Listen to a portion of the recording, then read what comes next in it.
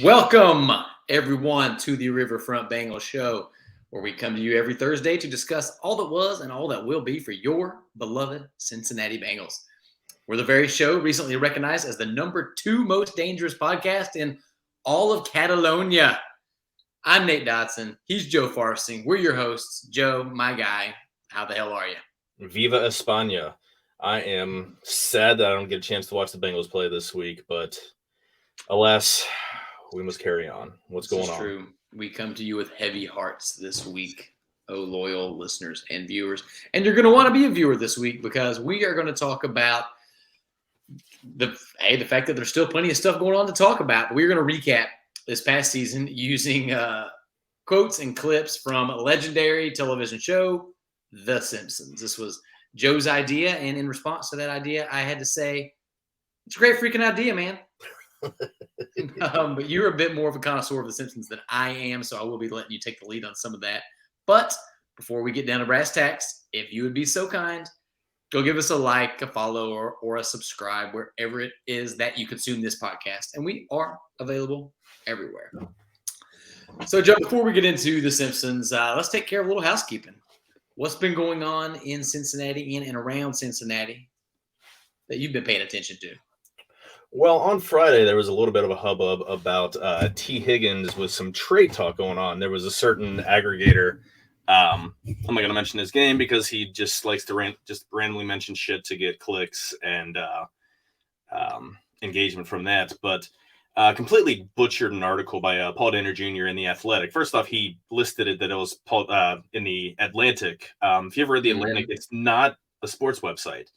There's lively political conversation, but you're not going to find out a whole hell of a lot about T. Higgins. His entire article was delineating guys that are potential cap casualties and guys that are potentially going to be extended this offseason. In his blurb about T. Higgins, he mentioned that after stating several scenarios with him getting extended, playing out the last year on his rookie deal, that there's a possibility, just because it has happened with others, that they could trade him with, or like AJ Brown last year, Marquise Hollywood Brown, and some others that have been traded. Stephon Diggs, guys that were traded before their deals ran out. This guy ran with it and said that there is considerable talk that they could be far apart, and made it sound like that there's actual active conversations going on in Bengals front office to deal T. Higgins. Dear listeners and viewers, that's complete and utter bullshit. T's going to be on the Bengals. There's either he's going to be extended or he's going to play out the last year of his deal, unless they get absolutely blown away or Burrow, asks for some astronomical figure, which he's going to get whatever he asks for, unless he asks for some astronomical figure in his contract extension. T's going to be here next year. Yeah, and you said something important there, and that's Paul Dehner Jr. wrote about 1,000 words on this situation, and then in the last 2 or 3 sentences casually mentioned that, yes, if none of these very specific scenarios that I just laid out for you come to fruition, then there is a chance that they could explore a trade. It was the least impactful part of his piece on T. Higgins. The guy didn't mention that. Yeah. The guy quoted it, took a screen cap of the article that Paul Dehner Jr. wrote, and not a screen cap of that exact piece of it, just that it existed, and didn't mention that it's behind a paywall. So there's no way to go in there and click the link and see that he's full of shit. Yeah. But at a time when Bengals fans, and I'm sure the front office, not to mention that locker room, are all in, all right, that's not how we wanted things to end. What's next mode? Just a bunch of unnecessary BS. He has expressed in 0 terms that he wants to leave. He was literally put under contract extension possibilities, like not trade scenarios. So go out there, figure out who this guy is, and if anybody knows where he lives and wants to figuratively throw a flaming bag of dog poo on his porch, don't actually do that, but his Facebook page or something. That'd be fine. That works. Just the flaming, just the poop emoji. They need to have a flaming poop emoji. That would be even better. We're talking. I need the web, webman, whoever creates this shit, coders to come up with that. I love it. You have a note here that maybe there's some other things going on with another Bengals wide receiver, Mr. Chase. Just comments on, it was on an interview that Jamar Chase had on NFL Network this afternoon about Joe Burrow's possible extension, and he said, quote, Joe knows how he wants to set up his contract to keep his weapons around him. So I don't know if this is not nothing. That's strong. Again, I don't know if this is inside information or if he's just kind of floating it out there like, hey Joe, take a couple bucks less so I can keep my boy T around with me for the next 4 or 5 years. But again, that just reflects back on what we were talking about a second ago about T Higgins. These three guys, they're going to be around in 2023. Most likely T's going to sign a 3-year extension and he'll be around until 24, 25, 26, depending on how they do that. Because again, Joe's not going to make big money until 2025, probably. He's going to make significant raise. He's going to make maybe $15 million in next year, like in 2023, in 2024, then maybe 25 again. I don't know how it's going to get structured, but it escalates. It's going to be a couple years because they've got the right to exercise the 5th-year option on him, which is, they just came out with the numbers today, and I think it's $29 million. So next year would top that in 2024. But again, he's not, they can afford to keep all these guys around. Mm-hmm. They're going to have to draft well elsewhere. Again, like we talked about last week, as for what's next. But again, there's going to be money around to keep these guys around if that's what they want to do. So that's right. It seems pretty, those words seem pretty deliberate by Jamar. Yeah. So hopefully that means that there have been discussions, that this is some inside info that he really has and has thrown out there. That's what we can all hope for as fans. But just look over at Kansas City. They gave Patrick Mahomes that contract, which looks like a steal now if you base it on what he's been able to do. But they've drafted really well, and that is an important key to this. As long as the Bengals continue to draft well, then you can still have success while paying multiple guys top dollar. Yeah. You don't have to look that far to find teams that have been on the other side of that equation. You could argue that was sort of the downfall of the Patriots dynasty, was they missed on several drafts in a row, and next thing you know, Tom Brady's gone. So I don't know. I'm going to look forward to seeing how that plays out, but I am more interested, at least right now, in what is going on with this potential coaching carousel. So what are you seeing about all of our beloved coaches and coordinators? I wish the carousel would stop, and at least there's still openings going on. There's still interviewing going on. I wish these teams would shit or get off the pot. Lou Anarumo is still a finalist in Arizona. It's down to him and Mike Kafka, the former Northwestern Wildcat quarterback, if I remember right. He's the offensive coordinator for Danny Dimes in New York. Again, they're now saying that there might not be an announcement on a head coach hire for them until next week, which I kind of get. Getting later in this week, you don't want to get your announcement totally buried underneath the avalanche of Super Bowl coverage. Right. And then Brian Callahan had his second interview in Indianapolis, and who knows what the hell they're doing there. Last I had heard, and this was a while since I heard anything like official or anything, was that Jeff Saturday was still miraculously, inexplicably very high on Jim Irsay's on his wish list. He's a weird. I only have one say to that. It's a bold strategy, Cotton. Let's see if it pays off for him. Sorry, I hadn't used it in a while. Needed to bring it up. You got those perfectly queued up, man. I appreciate the hustle on that. Again, who knows what's going to happen. It would suck to lose both guys. Again, for them individually, they deserve a chance. They deserve, everyone's like, oh, well, those are crappy organizations or whatever. And they're going to be out of a job in a couple years. Yeah, but you see how much head coaches make compared to what coordinators make. You go right back into being a coordinator after you get canned. And your name is in the next group of guys, and next time head coaching candidates come up, you're a former coach and you've got that experience. I mean, I'm not going to begrudge a guy for taking a head coaching job because that money is too good. Sean Payton's making $18 fucking million a year. to try to teach Russ Wilson how to cook again.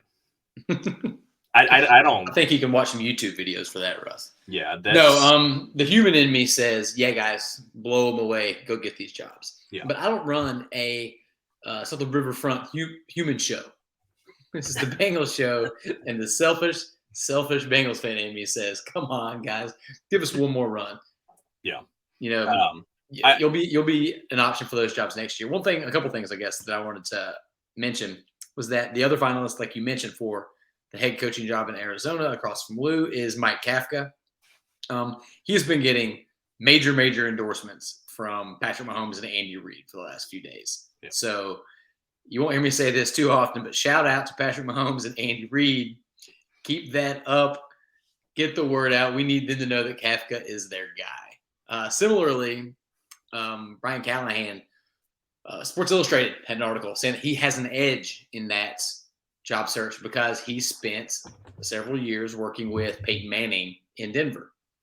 So there is a relationship there. So maybe a kind word from Peyton can do something. But hey, the human in me hopes so. The Bengals fan in me hopes not. Yeah, if I were to choose to lose one or the other, I would go with Brian Callahan.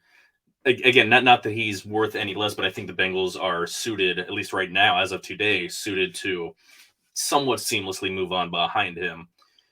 If he were worth a mention. I was going to say, and on to the next one, the guy who's still he had his second interview, I believe, today in Tampa Bay for their offensive coordinator job, Dan Pitcher. He just had his contract extended by the Bengals. Probably, I'm going to guess that there is some language in there that he would be next up if Brian Callahan were to take a job. But if he gets hired before that, then but before they make a decision on him, then it's hard to say no. Yeah, that's it's a possible job versus a definite job. So who knows where they're going to go with that? So they've got guys behind. They have guys behind. Problem is another guy that's a possibility for offensive coordinator is Troy Walter, who is interviewing for offensive coordinator job. He's the wide receivers coach. He's being interviewed for the offensive coordinator job in Houston. So there's, again, it took them a while for these interviews to start happening. I think teams are just waiting, which is why there's still job openings. They're waiting for guys that are still coaching to be able to have full availability. But there could be some huge changes. I'm hoping it's just one of the coordinators. But brace yourself, and still waiting for the carousel to stop spinning. Yeah, man. The good news is that if we lose, one or multiple of these guys, then we will absolutely have some off-season content. We'll have something to talk about. So we might be able to celebrate that a little bit. But I want to get it out here. I want to put it into the world, speak it into existence. I want to be the first to throw somebody's hat into the ring for that offensive coordinator position if Callahan and Pitch are both gone. And it is our very own Joe Farfsing. What my guy lacks in experience, he makes up for with enthusiasm and charisma. Be a great and what I lack in actual football acumen and knowledge of route trees and blocking. Hey, we get some hilarious sound bites for about 6 weeks before you got canceled. It'd be great. He says F-bombs in the pressers way too much. We're gonna move on. 7-second delay, okay? I love it. All right. Any other news we need to wrap up before getting into the year in review in Simpsons clips? Unless you want to recap last night's State of the Union, I think we're good to go. I think there are people far more qualified to do that. I won't speak for you, but I mean, there are people more qualified to do what we're doing, and we do it anyway. So why, That's true. Well, there are also people more qualified to be running a country than the people that are doing it. So there's a theme there. All right, let's get into this, Joe. I'm going to play your first clip and then let you go in on it. I'm a unitard. You're going to get canceled. There really is no reason, no good reason or bad reason to play a Ralph Wiggum clip. This has nothing to do with nothing. I just really wanted to start it just because that's one of the funniest That is gags from the entire series. that's one of those clips that's not going to get deleted after the show's over. It's going to stay up there so I can use it as often as possible. I guess I should explain the premise a little bit. Joe has broken up the season into sort of chapters, and we found clips to elaborate on those chapters. There's the early season struggles, there's the winning streak, the playoffs, and we'll talk more about each. But that's what we're doing here. It's not just random clips that made us laugh, and hopefully make you laugh too. But if you're listening to this right now, I recommend go home, get on YouTube, pull it up, because some context will be necessary in a couple of these.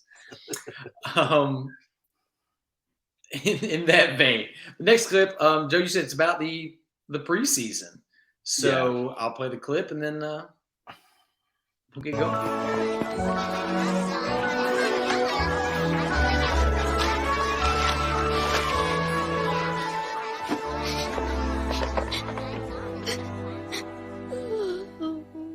Poor Ralph. Here you go, Ralph. You choose me? Happy Valentine's.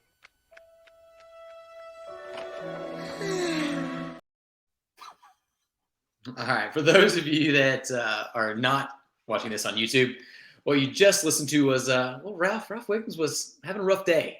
It was Valentine's Day. People were handing out Valentines, and Ralph didn't seem to have gotten one. And then Lisa, being the sweetheart, kind-hearted soul that she is, chose him. Joe, how does that possibly relate to the preseason? Bengals were kind of Ralph Wiggins with the lack of respect, the lack of love they were getting to be thought of for a Super Bowl, to make it to the Super Bowl. And everyone's Super Bowl champion before the season was the Buffalo Bills. Yeah, everyone's going to give Patrick Mahomes love because he's Patrick Mahomes and the Chiefs. Ravens got a lot of love. You heard a lot about every team out west besides the Chiefs. I mean, Las Vegas could make the Super Bowl. Denver can make the Super Bowl. Justin Herbert. Ravens can make the Super Bowl. Look out for the Browns. They've got Deshaun Watson. Never mind people just ignoring the fact that the Bengals just played in the Super Bowl and are young and completely overhauled their offensive line. So that's, not that I want to think of my Bengals as the hapless loser Ralph Wiggum, but that's kind of, you'd get a random person feel sorry for the Bengals and say, well, they might end up winning. They were good last year. It might have been a fluke, but they still could come out in the playoffs or something. Yeah, that's right. It was a weird offseason. All of Cincinnati was going into this with more excitement than they've had in who knows how long, because they knew how good the team was last year and how much better they got this year. But everyone was writing them off as a regression candidate. And we were baffled at the time, and we were baffled a few weeks later because what we were seeing week to week was maybe a little bit different than we knew this team was capable of.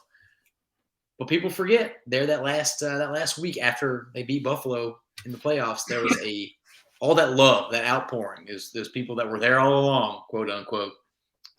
They certainly were not there choosing the Bengals in the beginning. All right, next up.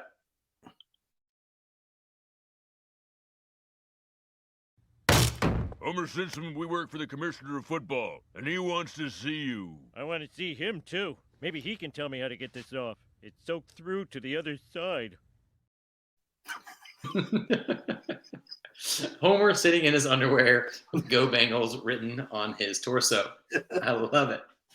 Again, this is definitely one that if you're listening to the audio stream, you probably need to at least, maybe we need to put some check marks in for these, some timestamps in the description so you know what the hell we're talking about, because a lot of them don't make any fucking sense at all if you're not watching. They might not even make any sense if you are watching. If you've been sticking with us this long, then you know that we're all full of nonsense the entire time anyway, so no surprise there. That one is related to that little 2-game skid to open up the season. I think it's somewhat self-explanatory. Again, we had all that hype and excitement in Cincinnati, but some people were coming to collect those receipts after those first couple games, and you can go back and check the tape. I sure was nervous. I'm not afraid to admit it. yeah, there were a lot of people that had just jumped on the bandwagon that were like, "Oh, what did we get ourselves into?" They're gonna, they're gonna revert to the Bungles, and it's Zach Taylor's garbage. He should be fired. And Joe Burrow, what happened to him? He was a 1 year, et cetera. So Yeah. So after that rough 0-2 start that I hope I can just erase from my memory because the rest of the season, at least at the end, was so much fun. The Bengals got on a weird little run there. They won a couple games, lost a couple games. They were beating good teams, losing to bad teams. It was just a weird next 8 weeks or so. So here's your clip to explain that. These uniforms suck. Bart, why do you pick up words like that? Yeah, Mo, that team sure did suck last night. They just plain sucked. I've seen teams suck before, but they were the suckiest bunch of sucks that ever sucked. Homer, watch your mouth. I gotta go. My damn wiener kids are listening.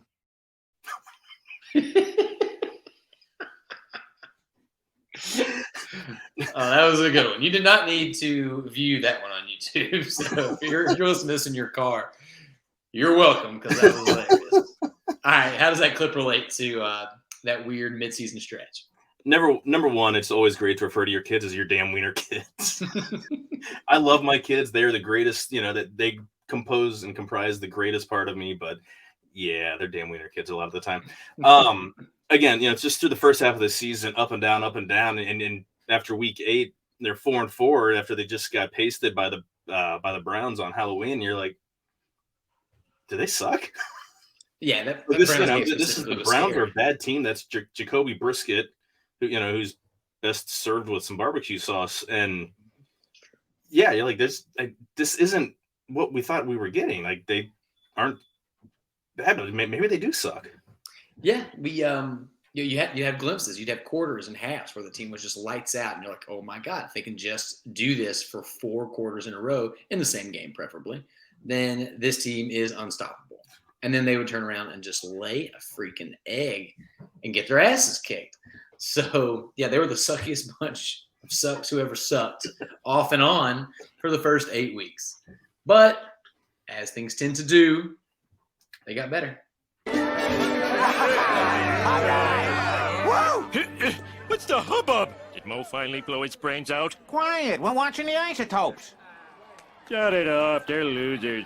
Where you been? The Isotopes are on fire. Yeah, that sniper at the All-Star game was a blessing in disguise. Now we're in the championship game. Championship? Woo!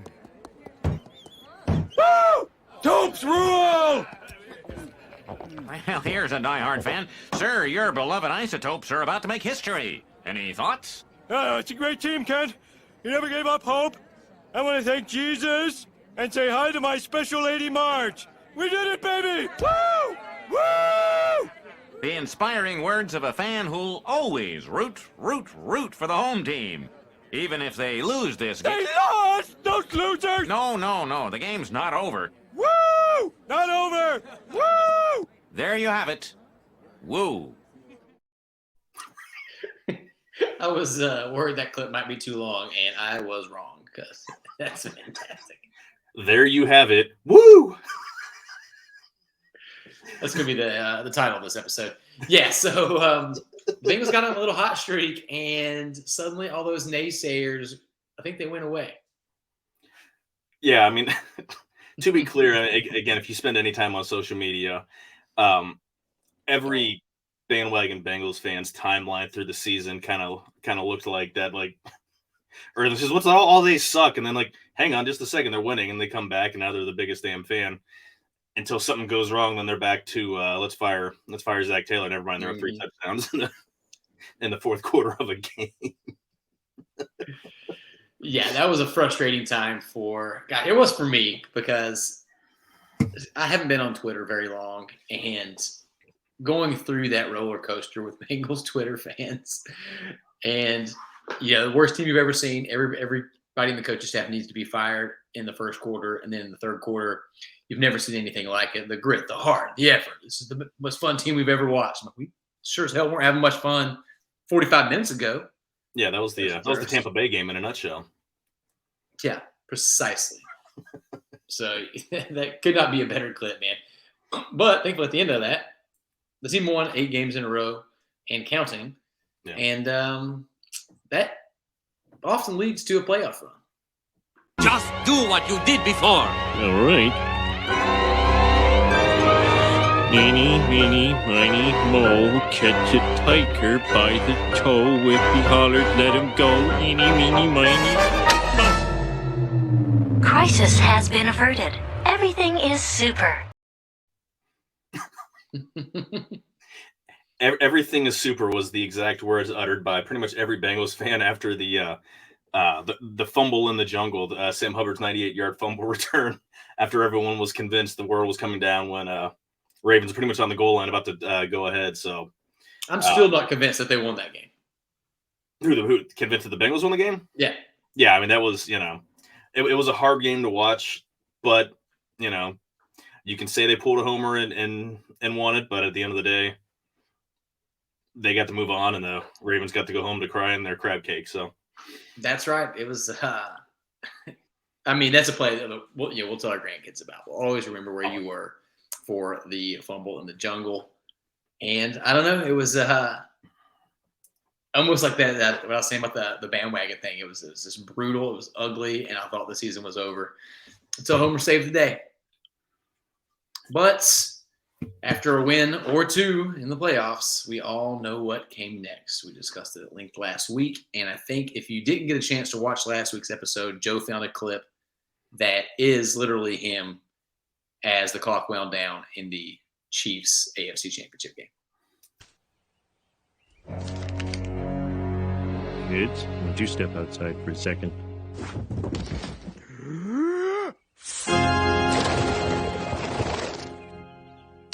Dear Lord, that's the loudest profanity I've ever heard. That is up there with the Simpsons lines that I've quoted the most often in my lifetime. I worked in restaurants and bars for years, and I can't tell you how many times I said, "Dear Lord, it's the loudest profanity I've ever heard." See, it's perfect because I literally live right across the street from a church, and I dropped a gigantic, several, but gigantic fuck when there was the personal foul that gave him a much easier field goal. So, yeah, that was live feed from my living room. Kids leave the room. Yeah, so perfect clip to sum up how we all felt at that time. But speaking of your kids, sometimes you have to teach them lessons in moments like that, and you found a perfect lesson for them. I think Bart and Lisa are feeling a little upset right now. Isn't there something you'd like to say? There sure is. Kids, you tried your best, and you failed miserably. The lesson is, never try. Right in the butt. That was great.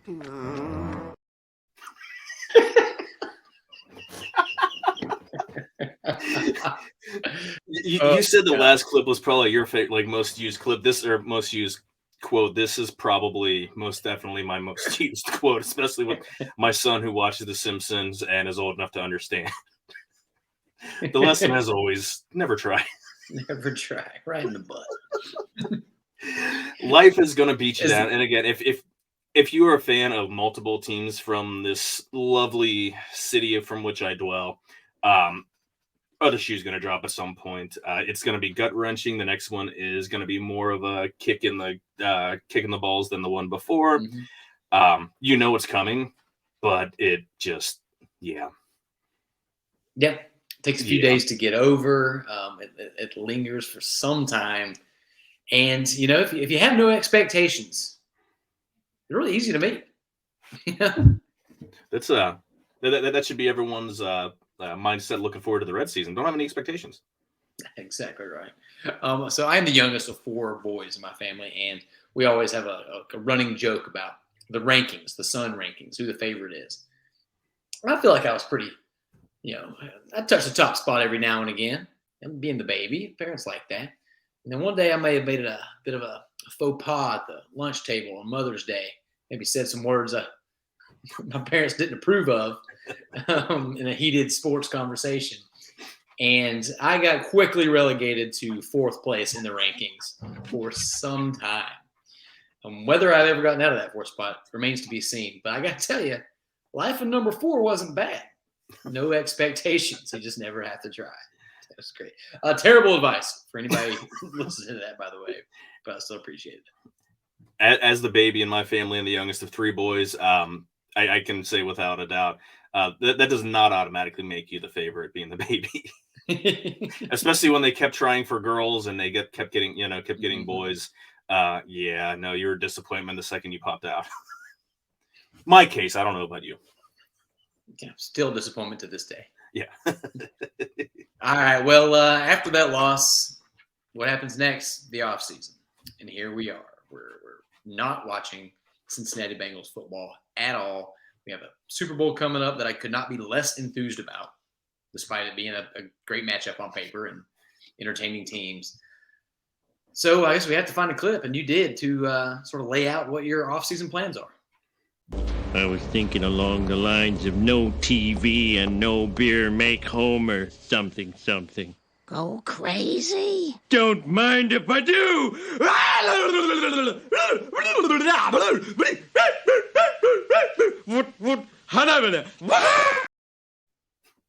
Listen, we're giving terrible advice to people. Joe, you're going to go crazy this offseason? Yeah, I probably will. Again, I mean, I'm a fan of any team with Cincinnati in its name, which means the Bearcats basketball team, which is, they're not going to make the tournament. Fan of the Reds, and if they go better than 0-162, I'm going to be pleasantly surprised. But no expectations. So there's nothing to look forward to sports wise until training. There's the draft, there's free agency, et cetera, but those are blips. Not until training camp in July, to where there's legitimate week after week excitement, except for the time that people spend here listening to the Bengals, the Riverfront Bengals show. It's the best hour, half an hour, 45 minutes, whatever of your week. However, that's right.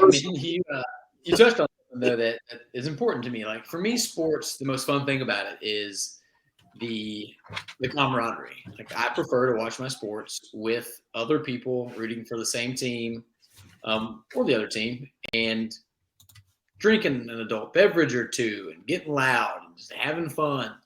And we don't get to do that for several months now. I mean, Super Bowl's coming, so like everybody drink responsibly, have a good time. But I don't get to do it and root for the Cincinnati Bengals. I don't get to, hop on here on Wednesday and pour a celebration wine to talk Bengals with you. I can still pour wine, but I won't be celebrating when I drink it. Nobody wants to be the guy that's drinking depressing wine. That's no fun. Nobody likes that guy.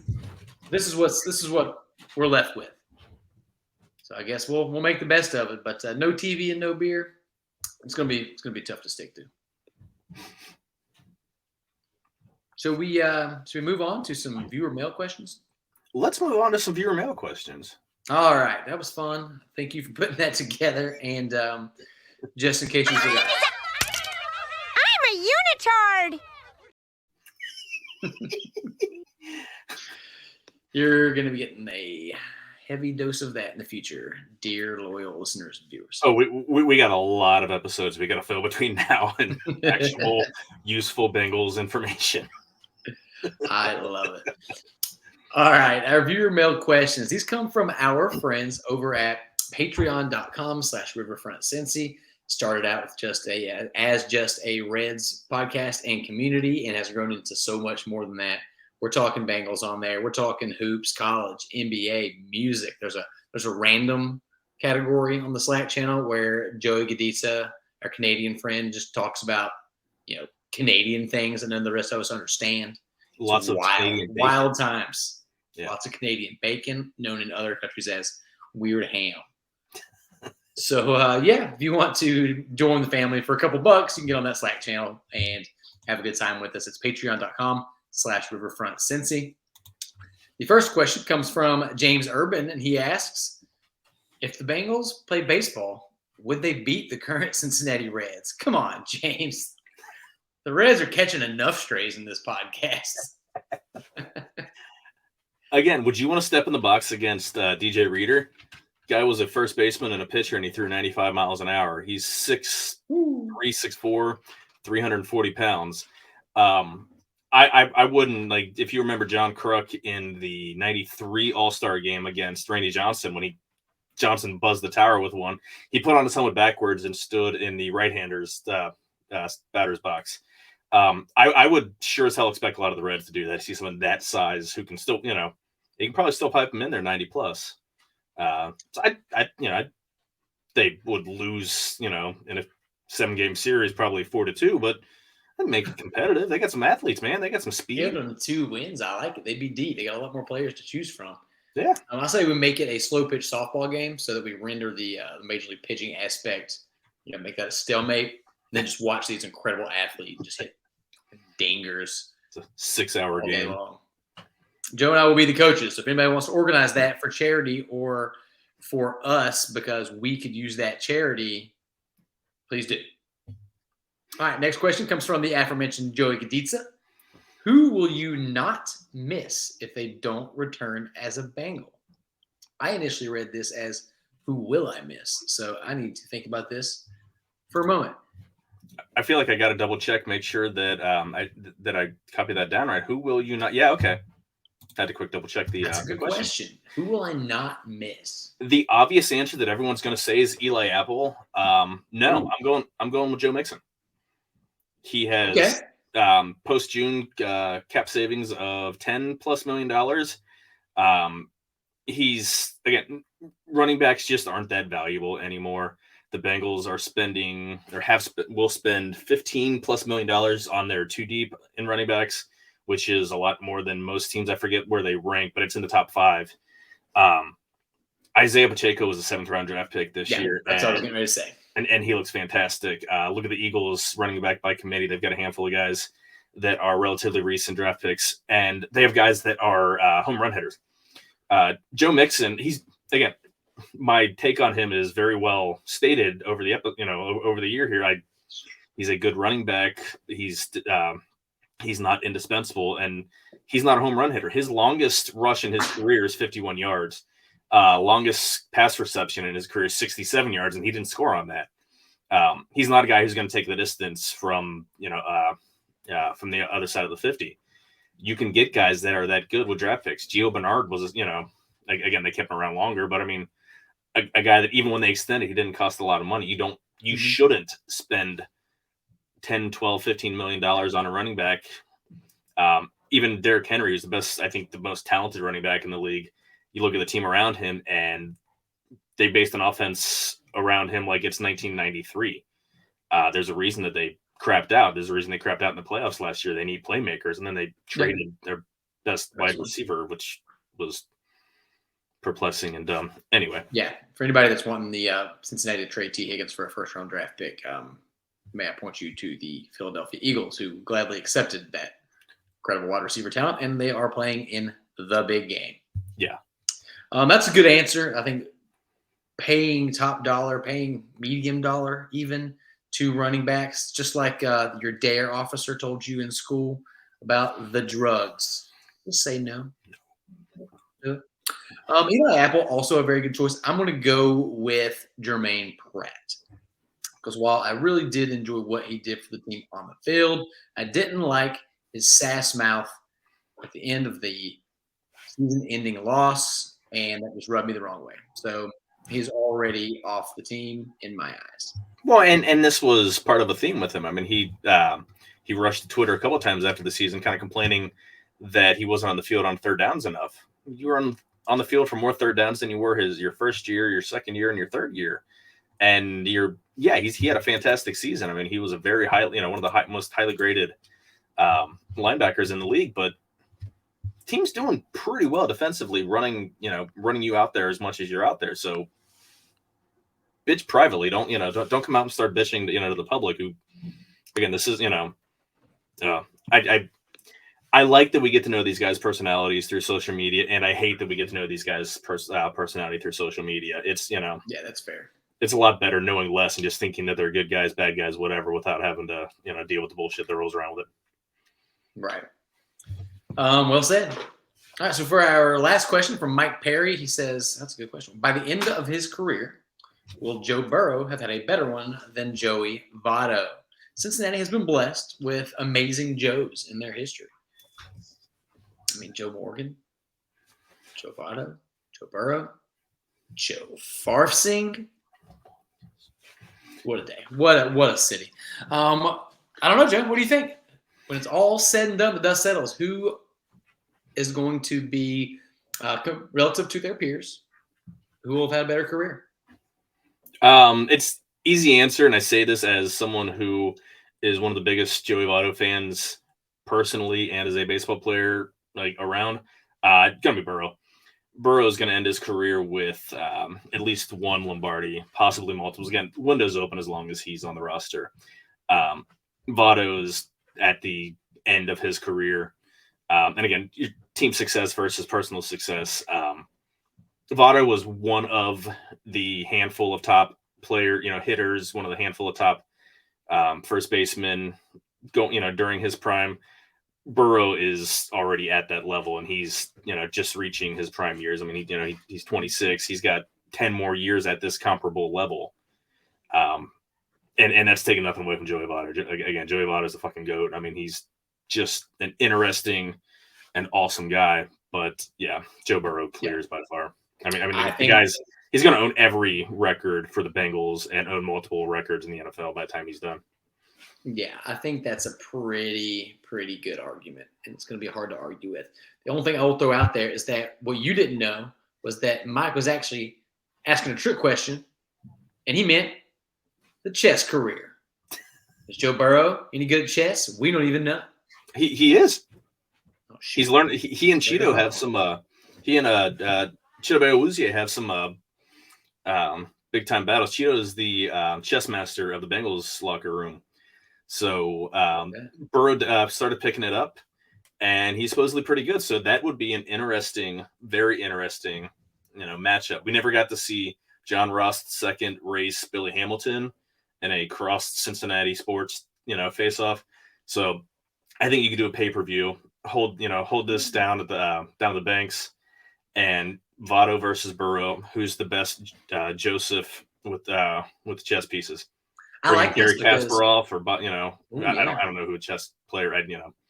There's a Bobby Fischer guy, I think. There's a Magnus somewhere. There was also an Anya Taylor-Joy. There was a chess episode of Saved by the Bell. Oh yeah. Maybe we can. No, Dustin Diamond's dead. We can't bring him back. Screech was the chess prodigy. We'll find a way to bring back Screech. We'll bring back a hologram version of Screech post-mortem, and he can comment or have some affiliation with it, and we will have a chess off. Yeah, this is good. We don't want either of the Joes participating in the football team versus baseball team slow pitch softball matchup for fear of injury, so they will be playing chess adjacent to the field. Good call. I like it. All right, that's going to just about do it, Joe. Before we head out, do you have any predictions for Sunday's Super Bowl? Yeah, it's going to occur. It's going to be 60 minutes, maybe more of football, and I'm not going to watch a second of it. No. I get Hulu Live during the regular season. I don't have cable because it's kind of a waste of money. So, and I let my Hulu Live subscription lapse after the season ended. So, yeah, and so I'm not going to watch a second of it. I do predict the Eagles are going to win 31-17. They've got the best offensive line in football. They've got the best defensive line in football.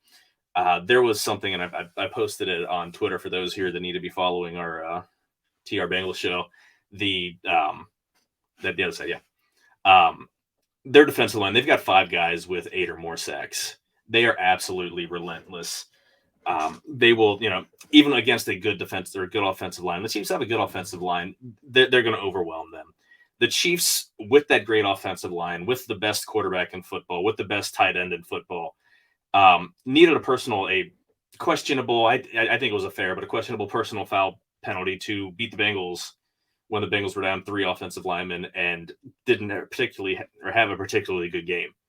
So that's, definitely think the Eagles are a much better team top to bottom. Best roster. I tend to agree. I think it's going to be a little bit closer because, I don't know, it seems like every Super Bowl lately has been competitive at least. I get the Eagles winning 28-24. I think the Eagles have just kind of been the front runners all season long. Even when they faltered, it was because, Jalen Hurts missed a couple of games, and they've never looked bad, in my opinion, all season. And I think that they'll handle the pressure, and we'll be left wondering Is Patrick Mahomes overrated? Coming up next episode on the Riverfront. Just kidding. We will not be talking about that. No, he's not overrated. Yeah, overrated. But, Not. yeah, I mean, Kansas City could have been knocked out of the playoffs twice already. They barely got to this point, literally limping to the finish line, and Philadelphia's taking care of business. I expect that they will do that again. All right, Joe, I think that's going to do it for us, man. We're going to see what the limits are for, copyright laws on how much of a TV show you can play in one episode. So we'll, if you don't see this in your feeds tomorrow, that's why. Otherwise, guys, if y'all have anything else you would like us to incorporate into the show, please tweet at Joe at TR Bengals Show. Don't tweet at me because I don't want to talk to you. You can also email us at team@riverfrontcincy.com. Joe, any parting words of wisdom? Yeah, just to kind of, again, it's not a lot of money to jump on our Patreon account and you get the Slack channel. That's how I got, not that you're going to be the next me and get your own podcast with this beautiful gentleman next to me, but we have a hell of a lot of fun. It's, again, there's always someone around to talk whatever the hell you want to talk about, and it's just a fun group of guys. Again, by all means, we need some women. There's too many idiot guys in there. We need some more of a woman's opinion in there to break up some of the idiocy. But yeah, it's a fun time. It's worth it. At $2, there's you waste your money on dumber stuff than $2 a month. So. Yeah, that's my it truly is it's a community. It's a family. I'm looking forward to heading to Cincinnati for a couple baseball games this summer and, getting as much of that gang together as we can. And they're all over the place. I mean, we got people in literally Canada and Great Britain. It's not a real place. It's wild. But that's going to do it, guys. Thank you to everyone for listening and supporting the Riverfront Bengals Show. Please remember to subscribe either on YouTube or your favorite podcast app. I am at NC.Dotson32 on Twitter. He is at TR Bengals Show. For Joe Farfsing, I'm Nate Dotson. Take it easy, y'all.